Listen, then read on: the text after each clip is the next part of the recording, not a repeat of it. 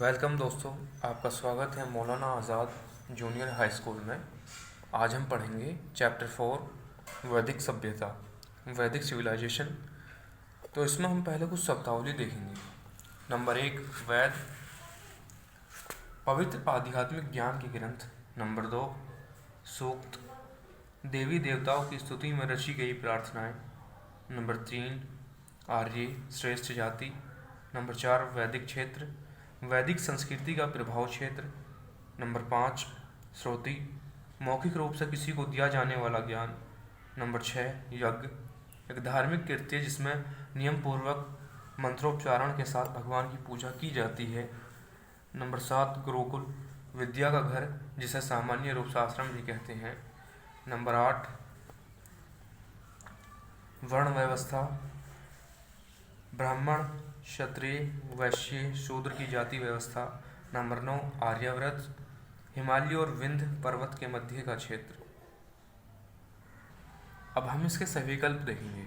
Number 1, धर्मशास्त्रों के अनुसार मनुष्य का औसत जीवन माना जाता है 100 वर्षों का।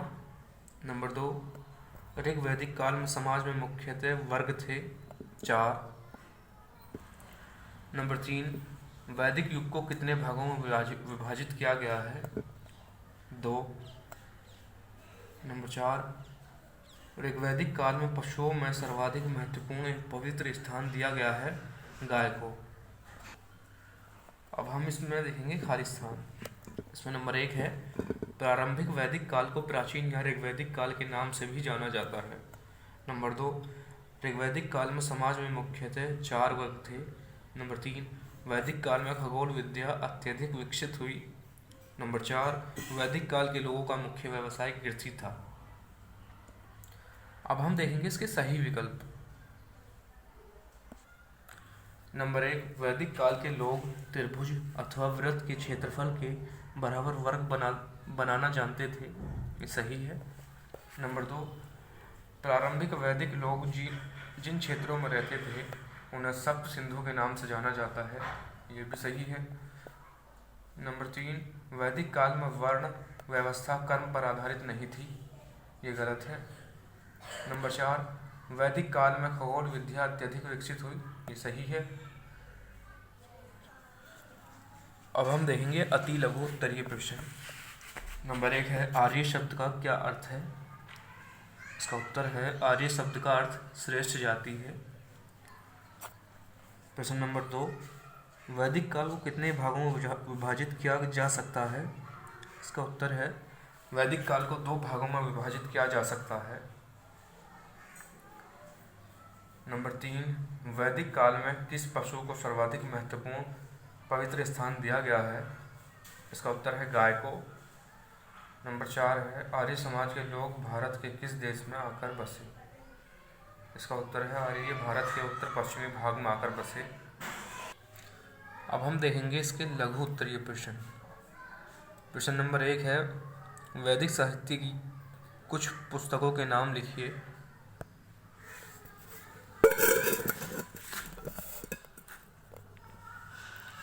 ऋग्वेद, सामवेद, यजुर्वेद, अर्थवेद। प्रारंभिक आर्यों का मुख्य व्यवसाय क्या था। प्रारंभिक आर्यों का मुख्य व्यवसाय कृषि था। नंबर 3, आर्यों का धार्मिक विश्वास क्या थे। इसका उत्तर है, आर्य प्रकृति में अटूट विश्वास रखते थे। वे प्रकृति की शक्ति को दर्शाने वाले बहुत देवी देवताओं की पूजा करते थे। अब हम देखेंगे इसके दीर्घ उत्तरीय प्रश्न। प्रश्न नंबर 1 है, आर्यों ने मानव जीवन को कितने आश्रमों में विभाजित किया था। विभिन्न आश्रमों में लोगों को क्या करना होता था। इसका उत्तर है, आर्यों ने मानव जीवन को 4 आश्रमों में विभाजित किया। नंबर 1, ब्रह्मचर्य। नंबर 2, गृहस्थ। नंबर 3, वानप्रस्थ। नंबर 4, संन्यास। अब इसमें पहला है ब्रह्मचर्य आश्रम। इस आश्रम में छात्र को गुरुकुल जाकर वहाँ के विद्वानों, पंडित से जीवन तथा धर्म की विविध कलाओं का ज्ञान प्राप्त करना होता था। दूसरा है गृहस्थ आश्रम। इस आश्रम में व्यक्ति को कठोर परिश्रम से पूर्ण करके अपने परिवार, माता पिता तथा अन्य आश्रितों का भरण पोषण करना होता था। इसमें तीसरा है वंशप्रथ आश्रम। यह अवस्था या आश्रम 50 वर्ष से आरंभ होती थी। इसमें चौथा है संन्यास आश्रम। यह आश्रम जन सेवा और उपदेश देने की पूर्ण त्याग की अवस्था थी। इसमें प्रश्न नंबर 2 है, वैदिक काल से आप क्या समझते हैं? इसका उत्तर है, आर्यों ने वेदों एवं उपनिषदों की रचना की। इनको सम्मिलित रूप से वैदिक साहित्य के रूप में जाना जाता है। प्रारंभिक वैदिक काल को ऋग्वैदिक काल के नाम से भी जाना जाता है, क्योंकि ऋग्वैदिक भी उसी काल में बना है। ऋग्वेद प्रारंभिक वैदिक काल में विषय में जानकारी देने वाला सबसे विश्वसनीय स्रोत है। प्रश्न नंबर 3 है, वैदिक समाज कितने भागों में बांटा हुआ था? व्याख्या कीजिए। इसका उत्तर है, वैदिक समाज को 4 भागों में बांटा था।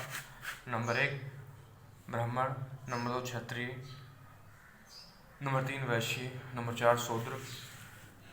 शिक्षकों को ब्राह्मण, शासक एवं प्रशासक को क्षत्रियों, किसानों, व्यापारियों और साहूकारों की वैश्य, दस्तकारों और मजदूरों को शूद्र कहा जाता है। अब है प्रश्न नंबर 4, वैदिक काल के लोगों को धार्मिक विश्वास का वर्णन कीजिए। धार्मिक विश्वास। इसका उत्तर है, वैदिक काल के लोग प्रकृति पर अटूट विश्वास करते थे।